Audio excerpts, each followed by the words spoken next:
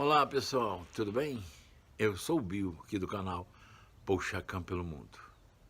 Se você está chegando agora no nosso canal, seja bem-vindo. Dá um likezinho aí, maneiro, né? Se inscreve no canal e compartilhe com seus amigos.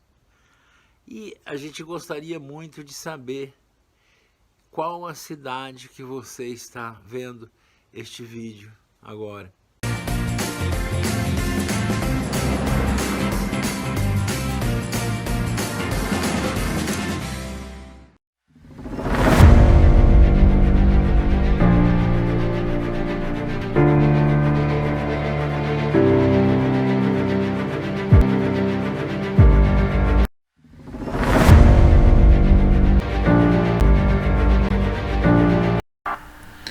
São Miguel das Missões tem muita atividade turística, né? Então não dá para ficar preso só nas ruínas. As ruínas é algo fantástico que nós temos como brasileiro a honra de ter isso em nosso país.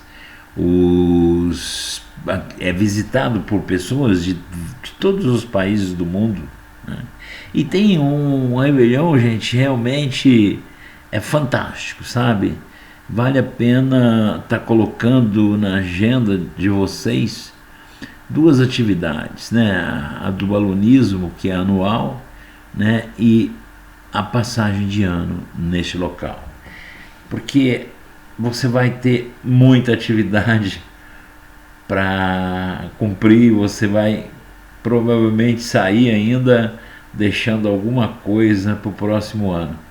Mas é um pessoal fantástico, é uma organização maravilhosa que vale a pena visitar, vale a pena ficar uma semana lá, vale a pena.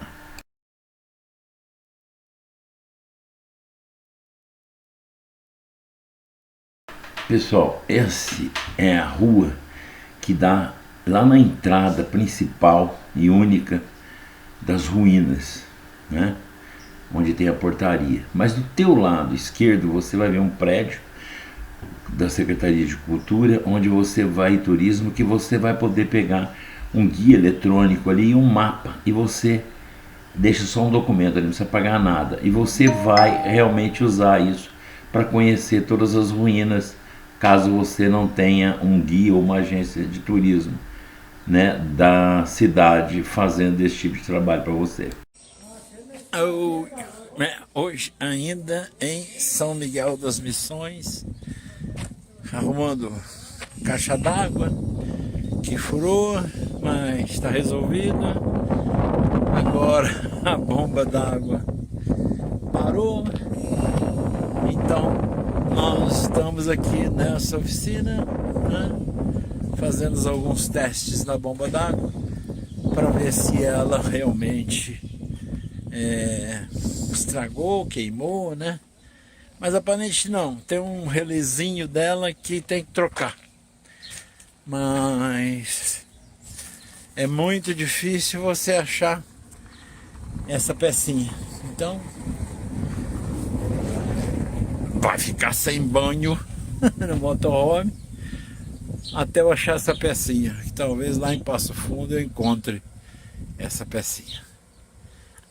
São coisinhas pequenas. Eu acho que isso faz parte do dia a dia de quem tem motorhome. Se quer viajar, alguma coisa vai acontecer, né? Normal, né? Se não acontecer, né, tem alguma coisa estranha. Neste momento nós estamos caminhando para a fonte de água permanente. Essa fonte existe desde a época dos jesuítas, os guaranis, né? E essa água mantém a mesma qualidade daquela época. Então a gente está indo ver de perto como é que é essa fonte.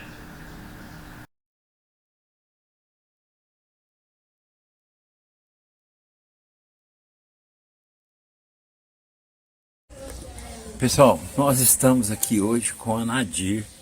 A Nadir é uma especialista em missões, estudada. O conhecimento aqui é grande. Então a gente vai aproveitar esse conhecimento dela para passar para nós todos, né? Seja bem-vinda, Nadir. Muito obrigada, boa tarde a todos, né? E aqui nós estamos na região das Missões Jesuíticas Guarani, como nós chamamos, que fica na região noroeste do estado do Rio Grande do Sul.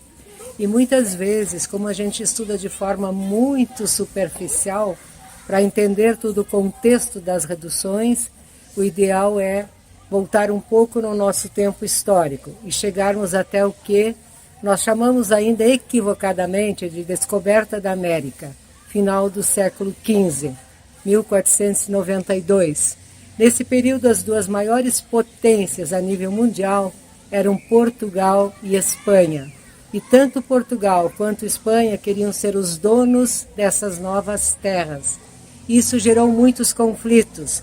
2 anos depois, tentando amenizar os conflitos entre Portugal e Espanha, foi assinado o Tratado de Tordesilhas, que por este tratado, as terras que hoje formam o estado do Rio Grande do Sul, que hoje formam o Paraguai, boa parte do que hoje é a Argentina, o Uruguai e um pedacinho do que hoje é a Bolívia, pertenciam para a Espanha, e o restante do que hoje é Brasil e América do Sul para Portugal.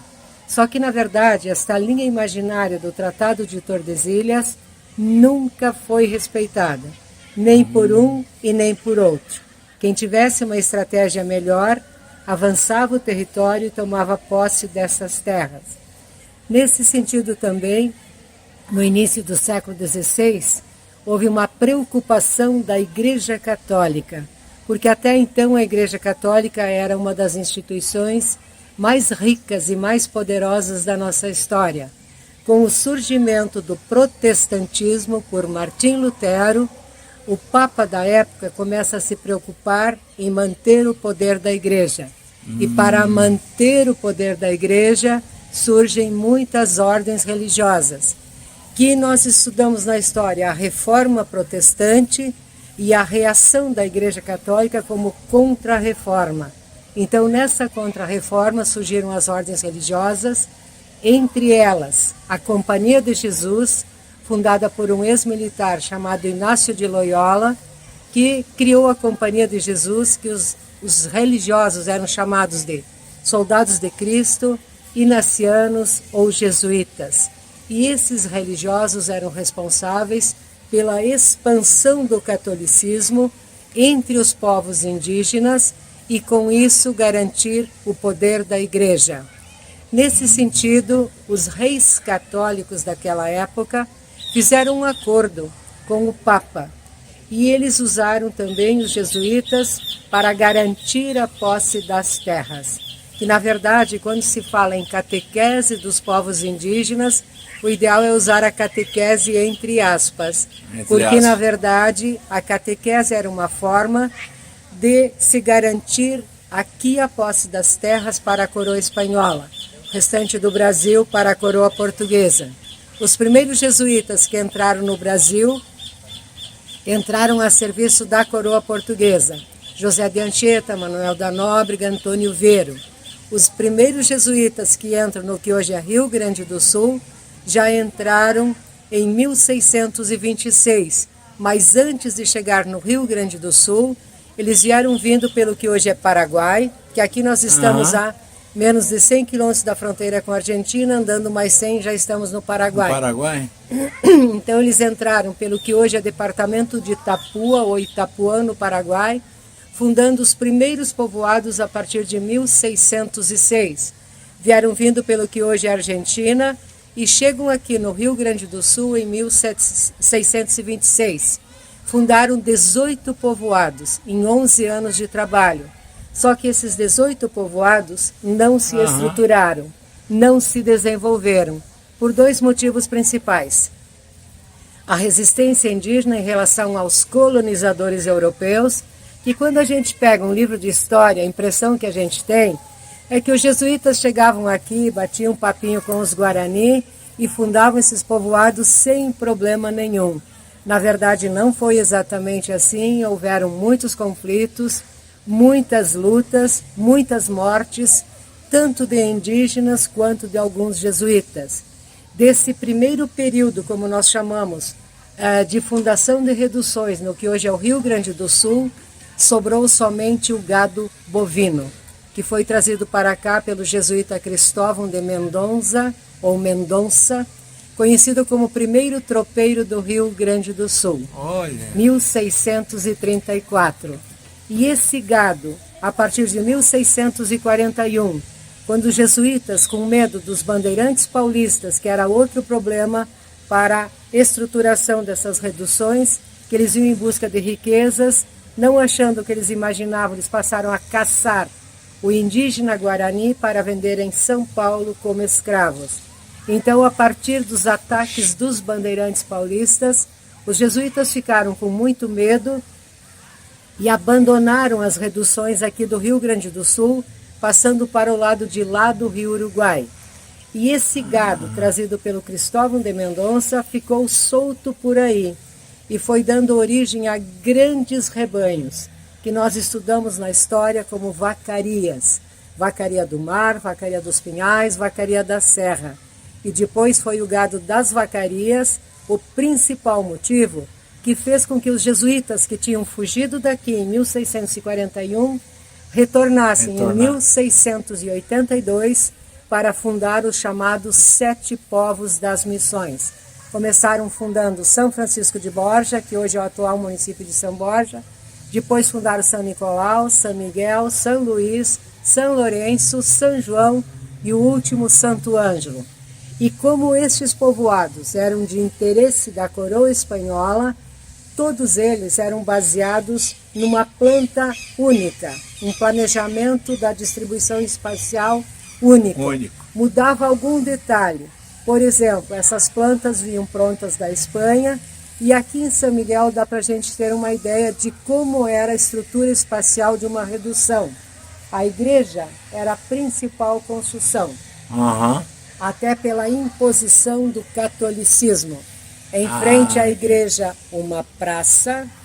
Esta praça tinha uma função social, festas religiosas e festas não religiosas. Do outro lado da praça, onde hoje tem a arquibancada, até o espaço do museu, ficava o cabildo.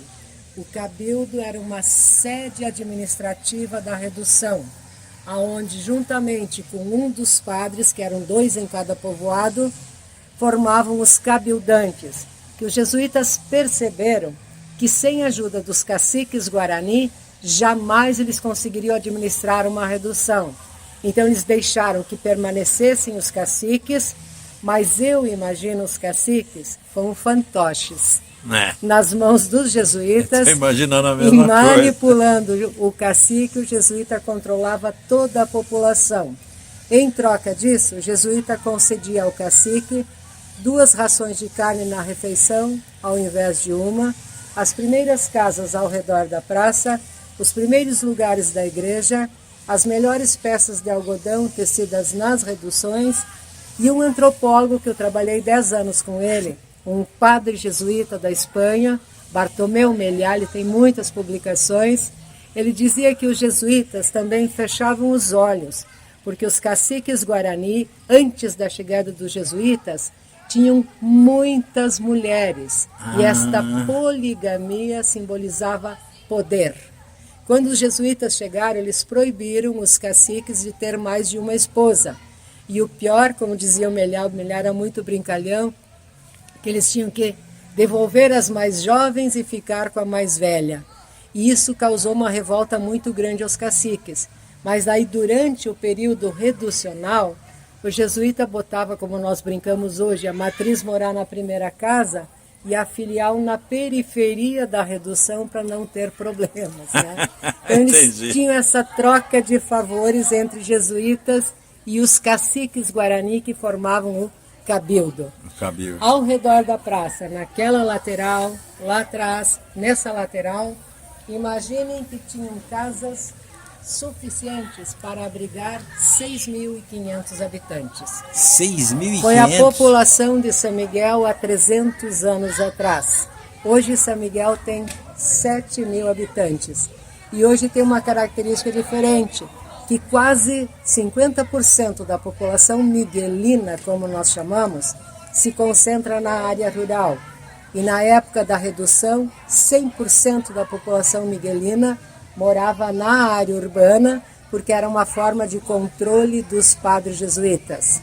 Jesuíta controlava o horário de acordar, de rezar, de trabalhar, de se alimentar, e logo no início das reduções, até o horário de procriar ou fazer amor, porque o índice de natalidade dos Guarani caiu assustadoramente com a chegada dos europeus. E isso causou uma preocupação ao rei da Espanha. Não que ele estivesse preocupado com o indígena, mas ele estava preocupado com a falta de mão de obra que isso poderia acarretar. Então o jesuíta vem também com a incumbência de fazer com que o índice de natalidade voltasse ao normal. Então, ao invés de badalar o sino às 6 da manhã, eles badalavam às 5 para que os casais tivessem um tempo para se relacionar, né? Procriar, na verdade. Sim, sim. Segundo Meliá, foi uma técnica que não deu 100% certo, mas deu uma melhorada no índice de natalidade, né? Então, imagina que até isso eles controlavam. Depois, aqui à minha esquerda, na posição que eu estou, que é ao contrário de ti, ficava o cemitério.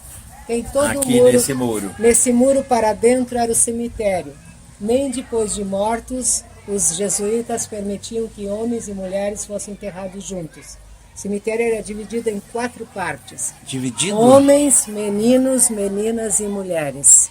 Nossa! Hoje, se nós entrarmos ali, é um gramado que nem esse da praça. Mas se nós pudéssemos escavar, nós iríamos encontrar muitos ossos dos indígenas Guarani. Mas lá embaixo, no meio daquelas árvores, ficava o Cotiguaçu. O que é o Cotiguaçu? Coti, na língua Guarani, seria casa. Guaçu, grande. Cotiguaçu, casa grande. Era uma espécie de asilo para as viúvas, para os órfãos menores de 7 anos de idade e para as meninas Guarani que não se casassem até os 15 anos de idade. Elas eram consideradas mulheres desamparadas. Se eu vivesse naquela época, estaria roubada, né? E isso era um costume dos padres e não do indígena. Essas viúvas e desamparadas trabalhavam com tecelagem de algodão, com fiação de lã, ajudavam a cuidar os doentes, limpavam a igreja e a escola uma vez por semana, sempre vigiadas por um cacique, nunca sozinhas. Até o tipo de construção do Cotiguaçu era diferente das demais. Aquela casa de pedra lá do lado do museu, aqui, tá. Que foi... Deixa eu puxar um pouquinho aqui. Isso. Que foi residência do zelador por mais de 40 anos. Hoje é o escritório do IBRAM. E o projeto desta casa é de um arquiteto bem conhecido, Lúcio Costa, que ajudou o Niemeyer a projetar Brasília.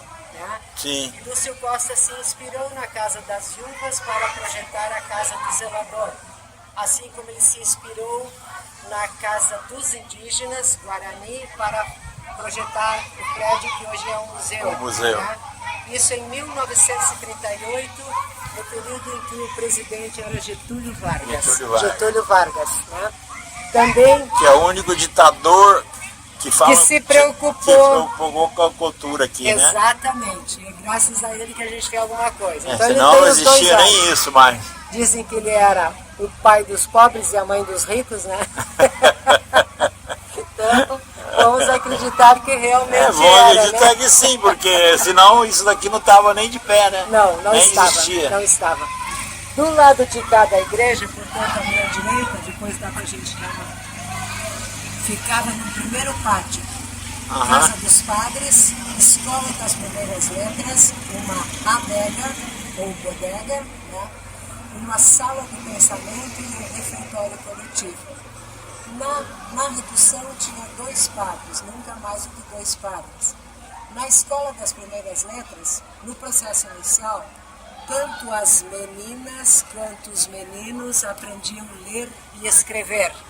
Depois os jesuítas acharam que as meninas não precisavam Não mais. precisava. Aprendiam catequese, tecelagem e fiação.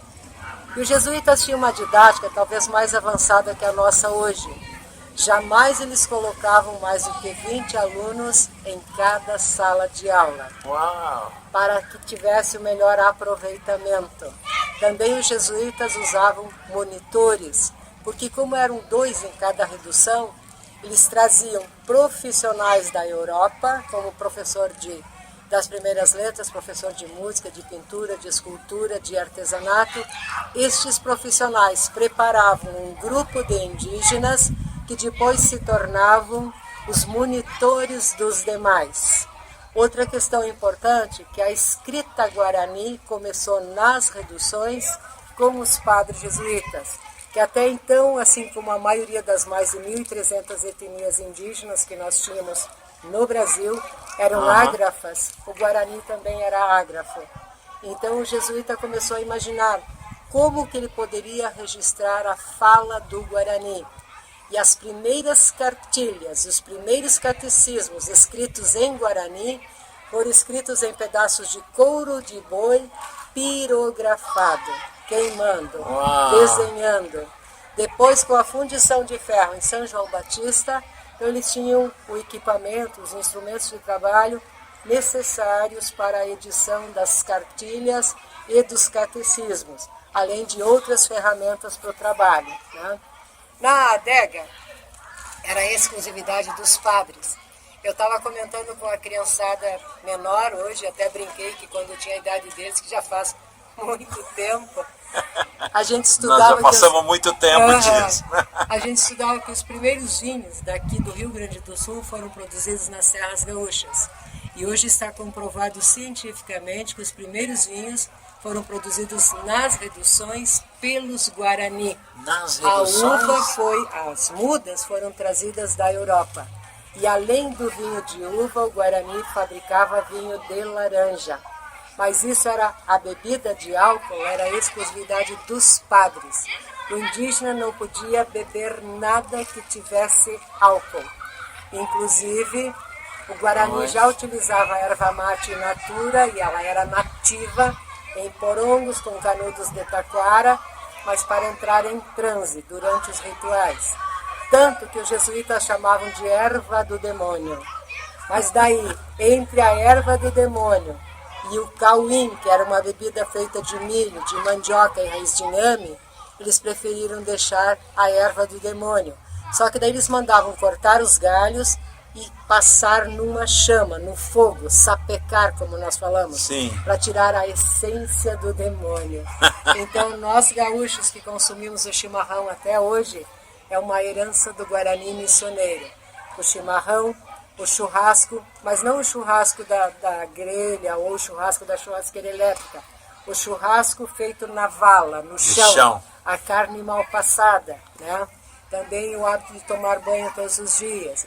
20% do nosso vocabulário tem origem no vocabulário Guarani. E isso a gente fala e nem se dá conta, né? Então eles tinham assim uma estrutura invejável, tanto na administração política, social, religiosa e principalmente econômica. As primeiras instâncias do Rio Grande do Sul começou com o gado das vacarias, depois as primeiras tropas de gado levadas daqui para Sorocaba para serem vendidos lá, era um gado remanescente das missões, das estâncias missioneiras, né? E a primeira charqueada que foi fundada no Rio Grande do Sul por um cearense foi com o gado missioneiro. E ele enriqueceu, porque daí ele levava o gado sem pagar ninguém, né? Porque lá no Ceará os rebanhos tinham quase se terminado, e ele descobriu que aqui tinha muito gado bovino. Então ele veio e fundou a primeira... agora esqueci o nome da... Enfim... Casa de Charque, né? Casa de Charque, em 1780, né? E o gado era das missões.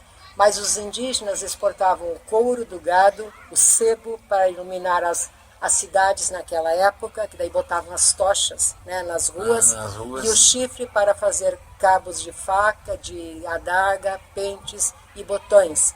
e exportavam para a Europa também o algodão e a erva mate. Tanto que os ervais nativos foram se terminando e os jesuítas começaram a se preocupar. Como é que se terminasse os ervais nativos, da onde eles iam tirar a matéria-prima para mandar para a Europa? E aí eles começaram, quando a erva tinha semente, isso parece piada, mas é a realidade. Os jesuítas mandavam os indígenas colher e semear. Só que a semente da erva mate, ela tem uma casca muito dura e é muito pequenininha, ela não germinava. Então os jesuítas começaram a prestar atenção que aonde os pássaros comiam a semente e defecavam lá no meio do mato, nasciam as mudas. O que eles inventaram? Na época que tinha a semente madura, eles mandavam colher, misturavam na sopa da criançada que estava na escola e faziam a criançada defecar numa vala. Surgiram os primeiros viveiros de erva mate, né? Então tem uma série de coisas. Também aqui em São Miguel, depois do pátio do colégio, ficavam as oficinas. Mas além das oficinas, aqui em São Miguel tinha uma construção chamada de tambo, que era uma hospedaria para os visitantes europeus. E para trás da igreja tinha uma área de 5 hectares, toda cercada por um muro, aonde ficava, eles chamavam de quinta, que era a horta e o pomar da redução. Em termos da igreja, esta igreja então foi a segunda construída aqui em São Miguel. A primeira era bem mais simples. O projeto desta igreja é de um padre italiano chamado Padre Primoli.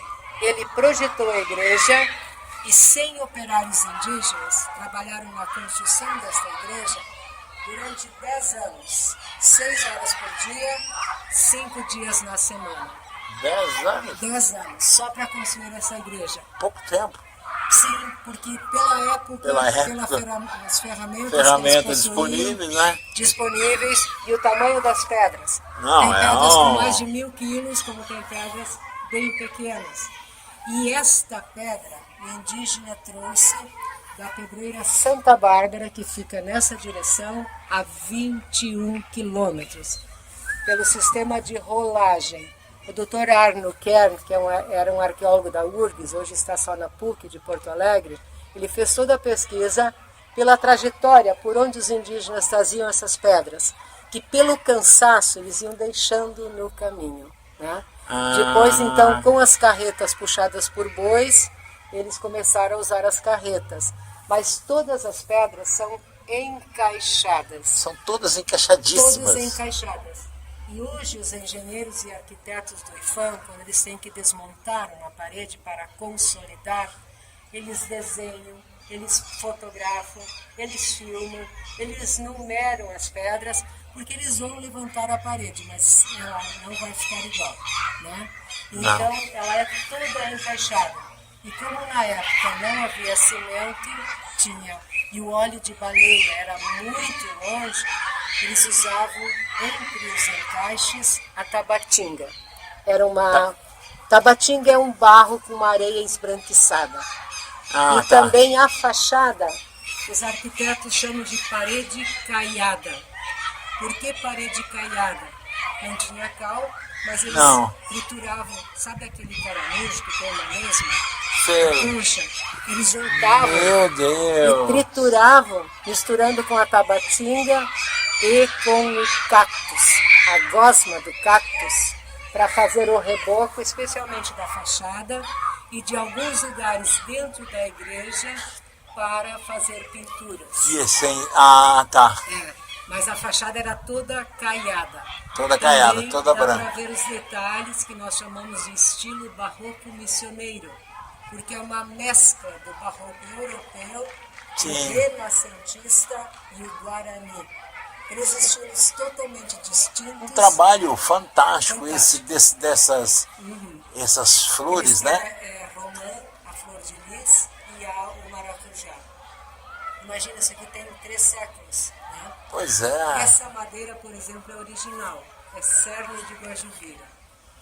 Guajuvira é o nome da árvore. Cerne é a parte mais dura. Aqui a madeira não resistiu. A pedido de Getúlio Vargas foram colocados os ferros e lá nem os ferros resistiram, foi feita uma viga de concreto, e aonde há uma interferência que os engenheiros e arquitetos fizeram, eles deixam bem visível para que as pessoas percebam que não é original. Ah, tá. Também lá em cima, no cantinho da torre, tem Sim. uma gárgula. Tem. Uma em cada canto da torre. Ah, é? Parece uma cabeça de cobra. Parece. As gárgulas eram para afastar os maus espíritos. Ah, é? E Olha. aqui dentro da igreja, só um minuto, Cultura é outra coisa. Minha amiga. aquela parede foi feita durante a Guerra Guaranítica. Os 5 Aquela. altares e as 2 sacristias são do lado de lá dessa parede. Inclusive tem uma parte do piso original, não sei se você já viu. Daqui, desse janelão para dentro, tinha um mezanino que era destinado ao coral da igreja. Tem uma escada por dentro da torre que a gente passa, tem corredores entre as paredes. E saía Tanto aqui em cima. Saía aqui em cima. Daqui o senhor vê a janela.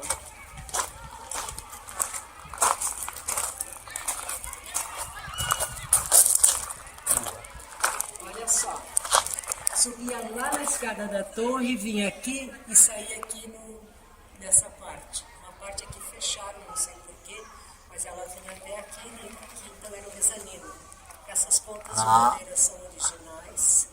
E aqui era o O mezanino. mezanino onde ficava o coral da igreja. E indígenas Guarani. Devia ser lindo. Aham.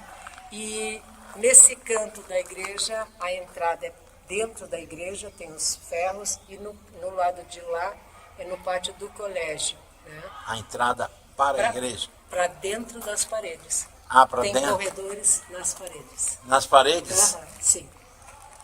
Meu Deus. Isso aqui era Nossa, era uma potência, tanto que o principal motivo da decadência foi a sua autossuficiência, a sua independência.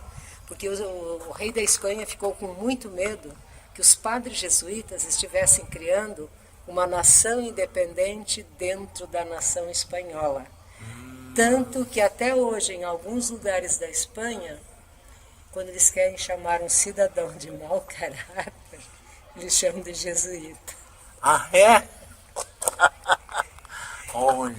Estou falando assim, você tem alguma pergunta específica, por favor. Não, eu gostaria de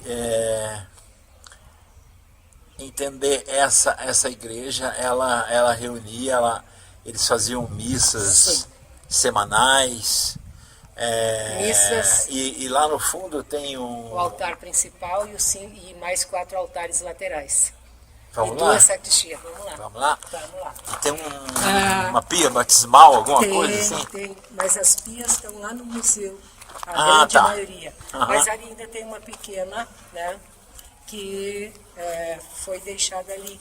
Então as missas eram rezadas em latim, o padre ficava lá no altar principal, quem estava aqui conseguia ouvir perfeitamente. O sistema acústico era em forma Ele de estava do outro lado da parede? Sim, mas essa parede não existia. Ah, tá, Ela foi é feita verdade. depois, né? Ela foi construída depois, Aham. né? Aqui, ó, uma passagem por dentro da parede. Ah, E esse ok. lado é no pátio do colégio, que era para observar a região. Olha. É. Aqui, se a gente olhar, a gente vai perceber que as pedras não foram trabalhadas, nem Sim. os buracos dos andaimes foram fechados, porque não houve um tempo, foi uma parede feita às pressas. Né? E aqui era uma Essa parede aqui capelinha. também é posterior. Essa também é posterior. Essa também é, junto com aquela. Dá para perceber Aqui tinha que uma ela é. pedra única, deu um raio, aí eles fizeram essa viga de concreto, e daí o Vladimir, que é um dos arquitetos que trabalhou aqui 30 anos, ele deixou essa parede aberta para que as pessoas pudessem ver a forma de construção, ela era com encaixes. Dentro ela é totalmente Meu irregular, Jesus. mas se o senhor olhar aqui, ela é perfeita. Não, fora ela é perfeita. Perfeita. Perfeita. Aqui a mostra está aqui, né? Sim, sim, sim. Dentro ela é toda imperfeita ali com E fora encaixe. é perfeita. E aqui ela é perfeitinha. Perfeita. Então, assim, tem muita coisa que ainda pode ser estudada desde a questão jurídica. Essa madeira também é original. Esse piso aqui é original. Esse piso Sim, original? é original.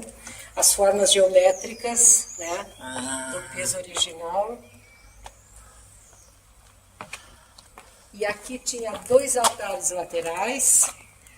Aqui é uma pia de água benta, a pia batismal. Aqui uma pia batismal. Ela era toda trabalhada do outro lado. Lá o altar principal, uma sacristia naquele canto, 2 altares laterais ali. E aqui nós vamos entrar numa outra sacristia. A igreja vinha até aqui, ó. Até aqui era o fim da igreja. Tá. E ela foi fechada lá e depois foi fechada aqui também? Aqui ela tinha teto, então só fizeram essa parede como um forte para proteger as mulheres, crianças e os idosos. Eles não eram fracos, não. Não, eles eram muito inteligentes. A Espanha tinha que ter um pouquinho. Esse piso também é original, só original que esse também? tem um quadrado. E aqui tem várias outras formas geométricas. Olha aí, gente, esse piso aqui é original. Original, do período missionário. Saímos aqui no pátio do colégio. E aqui era uma sacristia. Uma sacristia. Que hoje tem um videozinho de 8 minutos. Esse teto foi consolidado. E o arquiteto que consolidou, ele usou o mesmo modelo do teto original da igreja, só que o original não era de madeira. Era que nem aquele canto ali, ó, de tijolos com reboco. Bem no cantinho. Bem aqui no cantinho. Tijolos com reboco. Mas ficou muito bem, né? Que deu a formatação. Sim. De como era, né? Sim, a ideia realmente de como era.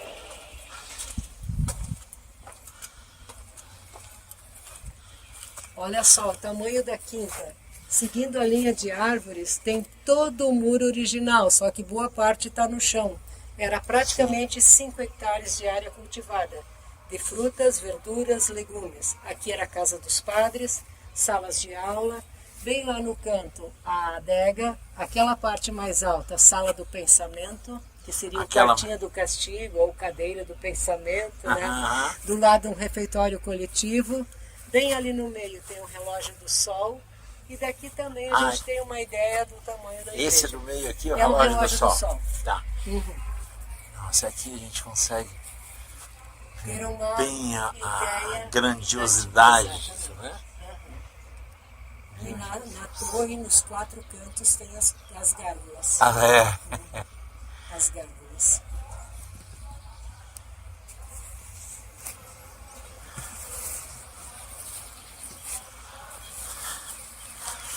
Muito bem, minha amiga. Não sei o que você quer fazer agora.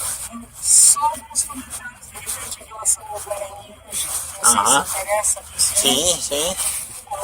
Por exemplo, Guarani indígena que nós tínhamos aqui antes do processo de colonização europeia. Hoje, em todo o estado, são menos de 2.000 descendentes e nós só temos o subgrupo Imbia Guarani, que, na verdade, eles eram chamados de indígenas infiéis pelos jesuítas, porque eles não se adaptaram ao sistema reducional. E isso talvez seja o motivo principal da sobrevivência deles. E esses indígenas, eles têm uma reserva aqui em São Miguel, entre eles falam só Guarani, mas com a gente eles falam português e falam espanhol também. Eles sobrevivem da venda do artesanato, que tem ali na varanda do museu, e também de plantações lá na aldeia de milho, de mandioca, de cana-de-açúcar, de batata doce, etc. e tal. Mas eles são muito pressionados e há uma discriminação muito grande ainda hoje em relação ao indígena, de tal forma que, contar para ti, a coordenadora do curso de Direito da universidade onde eu trabalho, agora estou aposentada, ainda dou umas aulas de vez em quando, há uns 3 anos atrás ela disse: Nadir, faz uma fala para o pessoal do direito. Eu disse: mas Charlize, sobre o que? Assim, sobre os indígenas, mas para o pessoal do direito, fiquei meio assim, né? Aí eu disse: tá bom, que dia tu quer? Tal dia. Ela disse: se tu puder trazer um indígena, eu ficaria muito grata. Aí lá em Santo Ângelo nós temos outra aldeia, bem pequena, mas tem uma aldeia. Aí eu convidei o cacique, um piazinho de 22 anos, desse tamanho assim. Anildo, tu faz uma fala comigo lá na URI para o pessoal do direito? Ele ficou todo assim: se você ficar comigo eu falo. Eu disse: tá. Então eu vou falar do indígena morto, eu disse para ele, e tu fala do indígena hoje, na nossa sociedade. E daí eu contextualizei as tribos, enfim, que habitavam aqui, etc e tal, e ele sentadinho do meu lado, mais encolhido ainda. Daí quando chegou a vez dele, disse, Anildo, fala. Ali começou a falar do indígena hoje, perante a nossa sociedade. Eram 500 alunos do curso de Direito. Lá pelas tantas, uma aluna levantou a mão, depois eu corto para ficar cegado. Levantou a mão, e daí eu disse, pois não, ela disse, a minha pergunta é para o cacique. Eu disse, pois não. Daí alguém passou o microfone para ela e ela disse para o cacique, por que vocês estão sempre fedendo a fumaça?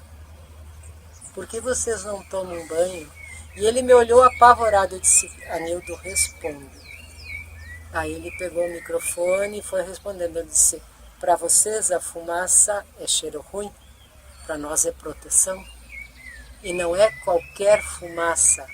Ele disse, quando o pajé vai ver o doente, ele vai primeiro consultar o doente, ver qual é o problema, para depois ele ir em busca das ervas e fazer a fumaça para curar a doença do indígena.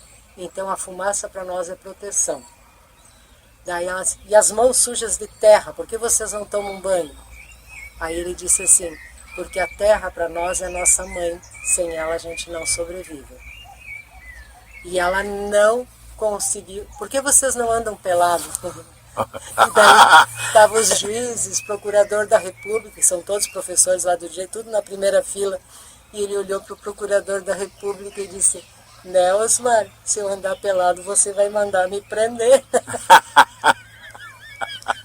Fantástico! E ela ainda perguntou para o menino, para o cacique, e vocês agora usando o celular, e me contaram que na aldeia tem televisão.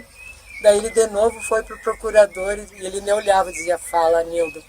Ele disse, Nelsmar, se eu não agendar contigo, quando eu preciso falar contigo, eu chego lá no fórum às 8 e às 5 eu estou sentado lá ainda. Então eu tenho que agendar, eu tenho que usar a tecnologia.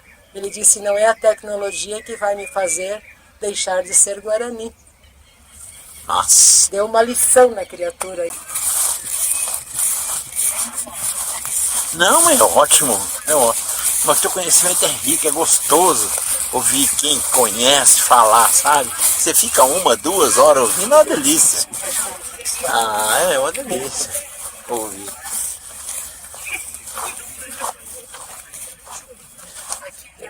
Numeração em romano. Aqui tinha as varas, e pela posição do sol aqui, ó, agora são 5:30, então a sombra estaria mais ou menos aqui, ó, 5:30, que daí tinha 2 varas aqui, pela posição do sol, fazia sombra aqui. Fazia sombra. Uhum. Olha. Então, pessoal, esse é um relógio do sol. Como ela explicou, aqui tinha 2 varas que, né, dependendo da posição do sol, a sombra delas marcava o horário. É.